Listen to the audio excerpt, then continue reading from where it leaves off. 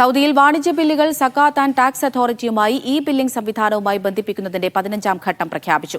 2022-23 വർഷത്തിൽ 4 ദശലക്ഷം നികുതി വരുമാനം രേഖപ്പെടുത്തിയ സ്ഥാപനങ്ങൾക്കാണ് ഈ ഘട്ടത്തിൽ നിബന്ധന ബാധകമാവുക. ആദ്യഘട്ടങ്ങളുടെ പൂർത്തീകരണം നടന്നുവരികയാണ്. ഇലക്ട്രോണിക് വാണിജ്യ ഇൻവോയ്സുകൾ ടാക്സ് അതോറിറ്റിയുമായി നേരിട്ട് ബന്ധിപ്പിക്കുന്ന നടപടികളുടെ 15ാം ഘട്ടവും സൗദി ടാക്സ് അതോറിറ്റി പ്രഖ്യാപിച്ചു. നടപടി പ്രാബല്യത്തിൽ വരുന്നതിന് 6 മാസം മുമ്പ് തന്നെ സ്ഥാപനങ്ങളെ അറിയിക്കുമെന്ന അതോറിറ്റി ചട്ടങ്ങളുടെ ഭാഗമായാണ് പ്രഖ്യാപനം. 2025 മാർച്ച് 1 മുതലാണ് പുതിയ ഘട്ടത്തിന് തുടക്കമാകുക. 2022-23 വർഷത്തിൽ 4 മില്യണിലധികം നികുതി വരുമാനം രേഖപ്പെടുത്തിയ സ്ഥാപനങ്ങൾക്കാണ് ഈ ഘട്ടത്തിൽ നിബന്ധന ബാധകമാകുക. പട്ടികയിൽ ഉൾപ്പെടുന്ന സ്ഥാപനങ്ങൾക്ക് പദ്ധതി നടപ്പിലാക്കാനുള്ള നടപടികൾ സ്വീകരിക്കുന്നതിനുള്ള സാവകാശമാണ് ഇനിയുള്ള 6 മാസക്കാലം.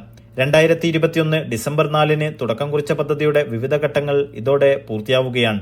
Naushad Irikkur, media 1, Dammam.